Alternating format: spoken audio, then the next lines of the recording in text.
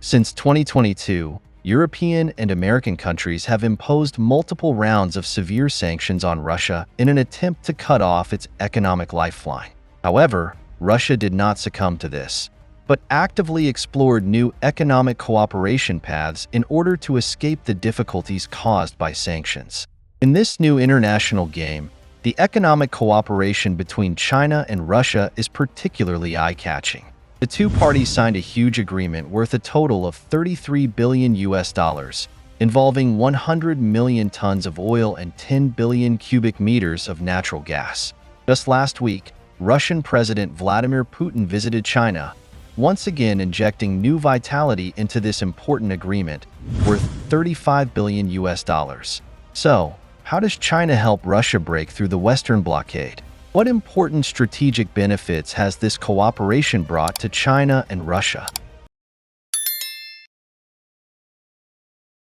In 2022, a conflict broke out between Russia and Ukraine. In order to resolutely support Ukraine, Western countries have imposed multiple rounds of comprehensive sanctions on Russia. Western countries have completely frozen the overseas asset accounts of senior Russian government officials, the central bank, and some important companies and giants. According to statistics, the scale of these frozen assets reaches more than 300 billion US dollars.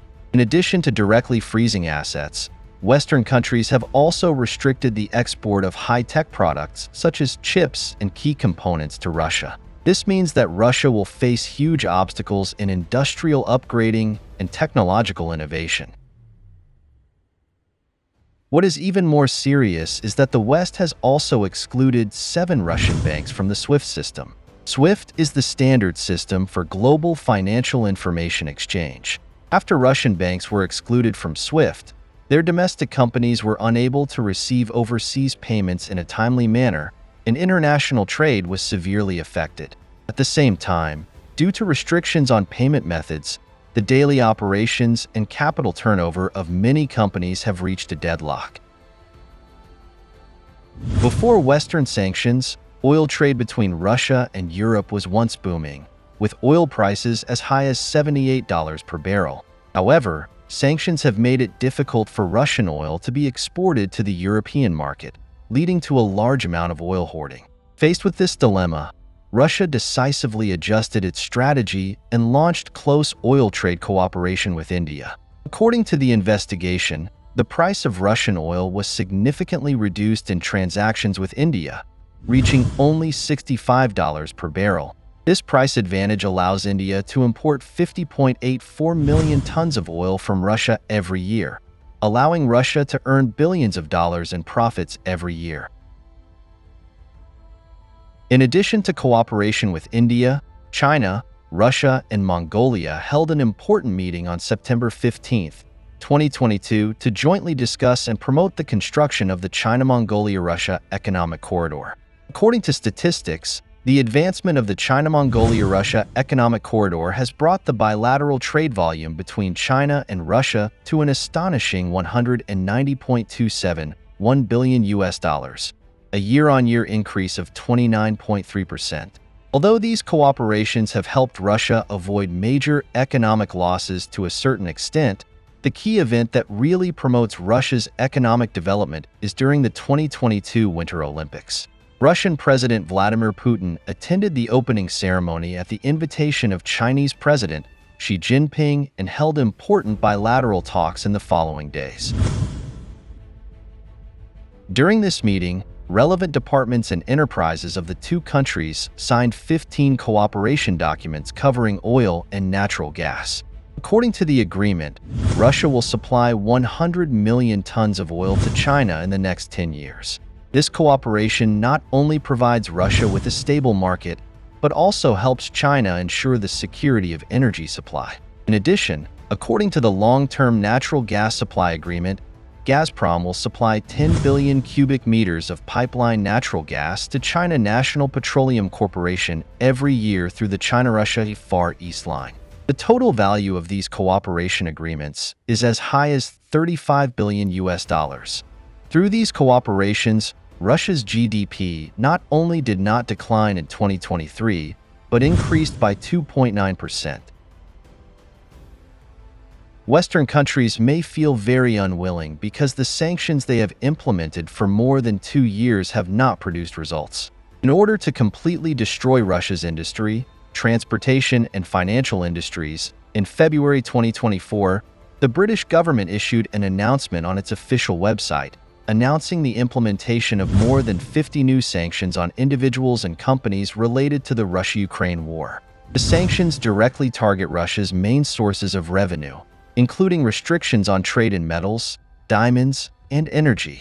Then, in March 2024, the EU also approved the 13th round of sanctions against Russia, and nearly 200 entities and individuals were included in the blacklist.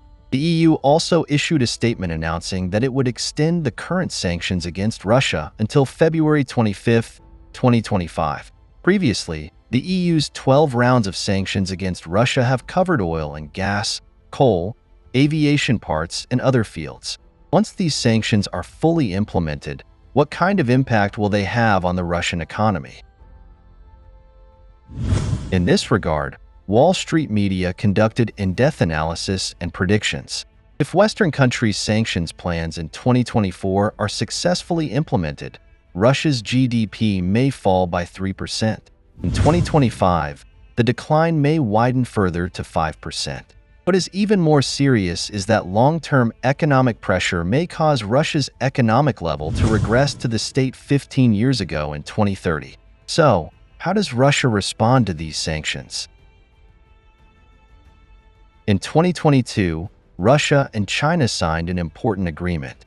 The cooperation includes China's purchase of 100 million tons of oil and 10 billion cubic meters of natural gas from Russia, with a total value of $35 billion. However, as of now, the Power of Siberia 2 pipeline responsible for transporting natural gas has not yet been completed, which to a certain extent limits the transmission capacity of natural gas. In order to break this bottleneck, China and Russia decided to speed up the construction process of the Power of Siberia 2 pipeline. It is reported that the pipeline will start construction in 2024, and its annual gas transmission capacity will reach an astonishing 50 billion cubic meters. According to the plan, the pipeline will be completed in 2028 and start transporting natural gas by the end of the year. On the other hand, the 100 million tons of oil that China originally imported from Russia needed to be transshipped through Kazakhstan. However, due to many restrictions on transit transportation, this problem has not been properly resolved. During this visit, the upper house of Kazakhstan's parliament approved an important agreement to increase the amount of Russian oil transported to China via Kazakhstan from 7 million tons to 10 million tons.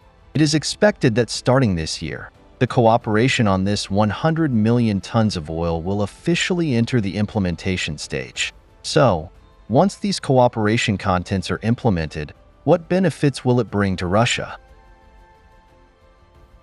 Before the outbreak of the Russia-Ukraine conflict, Russia supplied 156 billion cubic meters of natural gas to Europe every year. After the conflict broke out, many European countries began to reject Russian natural gas. The most obvious is that Russia's average daily pipeline natural gas exports to Europe will drop to 77.6 million cubic meters in 2023 from 174.8 million cubic meters in 2022. With the natural gas supply agreement signed by China and Russia, it has opened up a stable and large market for Russia. According to statistics, the amount of natural gas cooperation between China and Russia was previously to supply 38 billion cubic meters of natural gas per year. With the completion of the construction of the Power of Siberia 2 pipeline, this amount will rise to 48 billion cubic meters. Based on this growth momentum, it is expected that Sino-Russian cooperation will account for more than 50% of the global natural gas market in the next 20 years. More importantly, through the Power of Siberia 2 pipeline, Russia can also export natural gas to Asian countries. This will make Asia an important alternative for European energy and win more voice and influence for Russia. In the context of globalization, international oil prices have always been a barometer of the world economy. However, in recent years, as the economic war between Western countries and Russia has intensified, this commotion has stirred up turbulent waves. The international oil price, which originally fluctuated steadily between $65 per barrel and $80 per barrel, soared in this war without gunpowder, once exceeding the $120 per barrel mark, and the increase nearly doubled. High oil prices mean high transportation costs, production costs, and rising living costs.